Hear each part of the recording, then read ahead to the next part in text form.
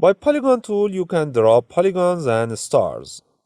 Before start drawing, you need to set the number of sides for your polygon.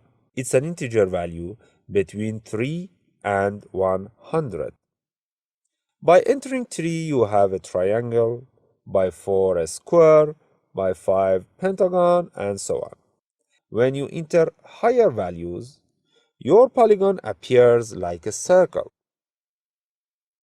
You can have access to the polygon options by clicking the gear icon. The drop-down menu pops down, so you can see the radius value.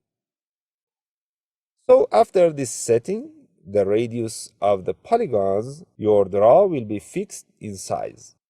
Another thing you should consider is that when you draw a polygon, it has straight lines between each 2 points.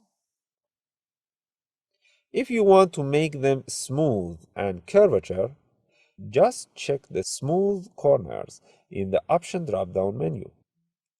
Another tip before going to draw stars is that if you click where you want to draw your polygon on the document, you have access to an option window, and you can set the width and height of the polygon and the number of sides and whether or not has smooth corner.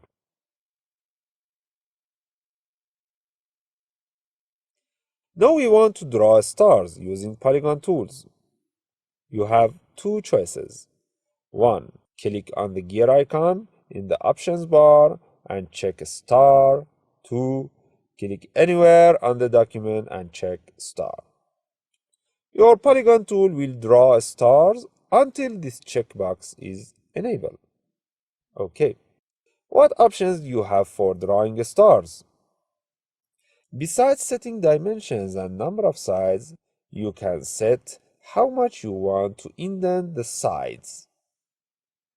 The lower values gives you more polygonal stars, and the higher values give you sharper stars. Also, you can check smooth indents to have curvature like stars.